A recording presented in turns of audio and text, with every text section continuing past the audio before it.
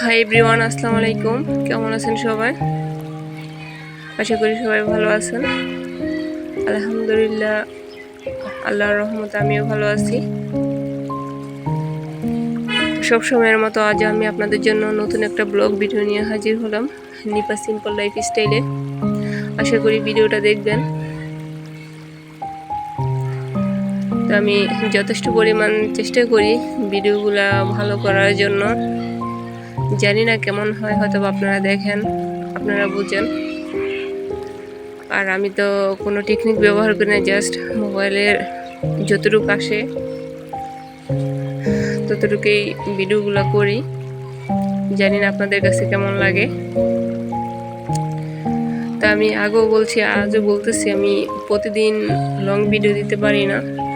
2-3 দিন পর পর হয়তো বা দেওয়া হয়। এখন আর শর্টসগুলো প্রতিদিনে দেওয়া হয়, কিন্তু ভয়েস ওভার করতে পারি না, বিধায় প্রতিদিন লং ভিডিওগুলো দেওয়া হয় না আমার।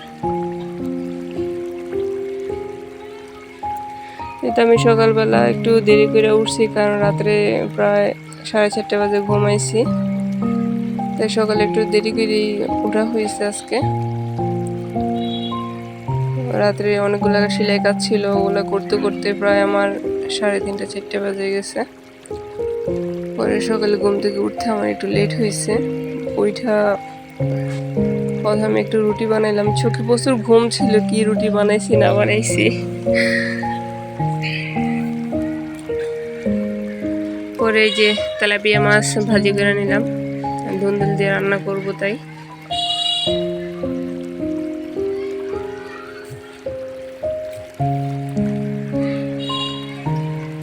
তো আপনারা কে কোথা থেকে আমার ভিডিওগুলো দেখতেছেন প্লিজ কমেন্ট করে জানাবেন।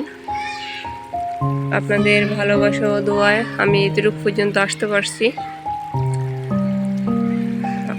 এটাই সত্য কথা, আপনাদের ভালোবাসা না থাকলে হয়তো আমি এতটুকু আসতে পারতাম না। আপনাদের সাপোর্ট ও ভালোবাসা ছিল বিধায় আমি এতটুকু পর্যন্ত আসতে পারছি। তো আশা করি সামনের দিনগুলো তো আপনাদের ভালোবাসায় আমি এগিয়ে যাব, যদি আপনারা পাশে থাকেন। আপনাদের কাছে এটাই আমার আশা। আর এই প্ল্যাটফর্মে কেউ হিংসা বিদ্বেষ না রেখে সবাই সবাইকে সাপোর্ট করলেই সবাই সামনের দিকে এগিয়ে যেতে পারে, এটাই মনে করি। এটা আমার দুন্দুল রান্না শেষ। তারপর আমি কাঁকরোল কাইটে নিছি, কাঁকরোলগুলো এখন ভাজি করব। আমার কাছে কেন জানি কাঁকরোল রান্না করলে আমার ভালো লাগে না, এরকম 2-3 পিস কইরা একটু ভাজা করলে তাও খাওয়া যায়, আমার এটাই পছন্দ। তারপর কলমি শাক মাছের মাথা দিয়ে রান্না করব। তো আমি প্রথমে মাছের মাথাগুলা, 3টা তেলাপিয়া মাছের মাথা ছিল একটু বড় বড়। তো আমার ছোটো মেয়ে আরও একদিন রান্না করছিলাম, ও দেখি মানে পছন্দ করছে যে কলমি শাক দিয়ে মাছের মাথা দিয়ে খাবে।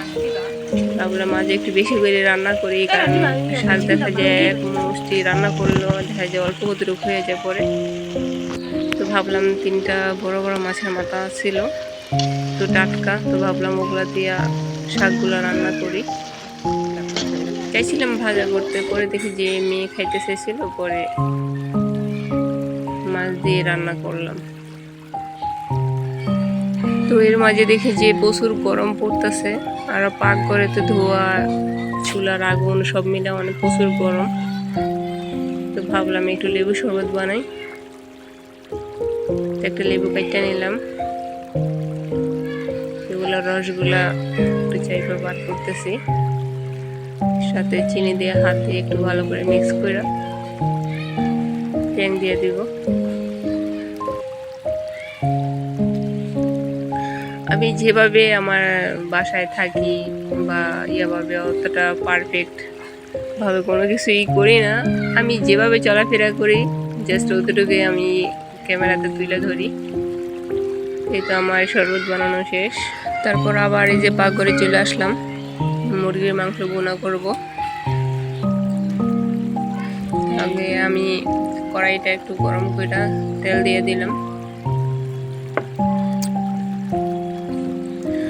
মজার বিষয়ে সকালে রান্না করতে আসছি, মানে কড়াই চুলোর উপরে দিব এমন সময় দেখি যে চুলা অনেক দূরে ভেঙে গেছে। পরে আবার মাটি দিয়ে এটা ঠিক করলাম। কিন্তু আমি কড়াইটা গরম করে পেঁয়াজগুলো একটু দিয়ে দিলাম। আর আমি পেঁয়াজটা আজকে কুচি করি নাই, জাস্ট 2 পিস কইরা আমাদের ফালিগুলো শুধু একটু খুলে নিলাম।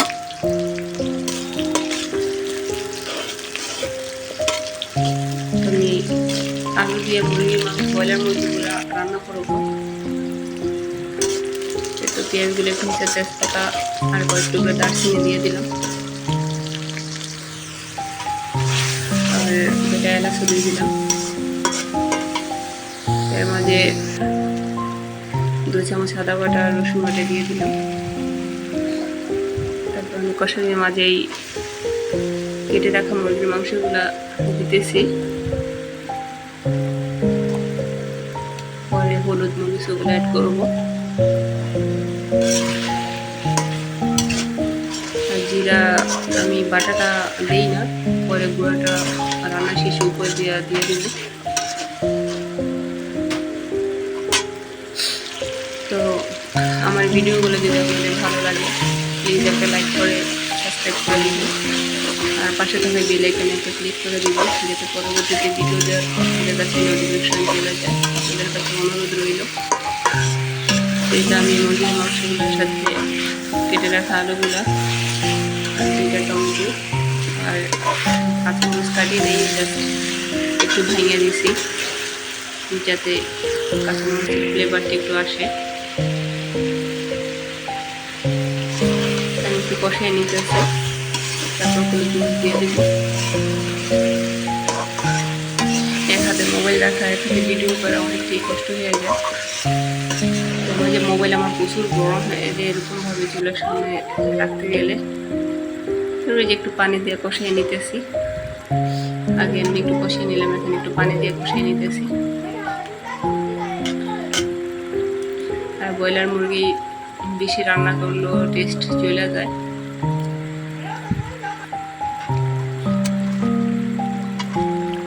আজকে এর মাঝে আমি ভালোই মরিচের গুঁড়ো অ্যাড করছি, আল্লাহ জানে আমার মেয়ে খাইতে পারবো কিনা।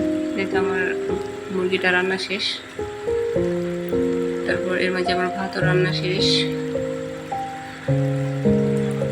বিকেলবেলা তো চা না খাইলে নাই হয়, একটু চা বসাইলাম ইলেকট্রিক চুলা।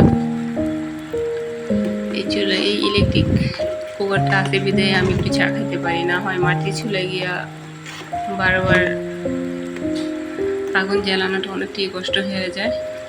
তাই একটু চা বসাইলাম। এই কদিন তো প্রচুর গরম পড়তেছে, যতই গরম পড়ুক আমার তো চাটা মাছটা লাগেই। সবাই ভালো থাকেন, সুস্থ থাকেন। আল্লাহ হাফেজ, আসসালামু আলাইকুম।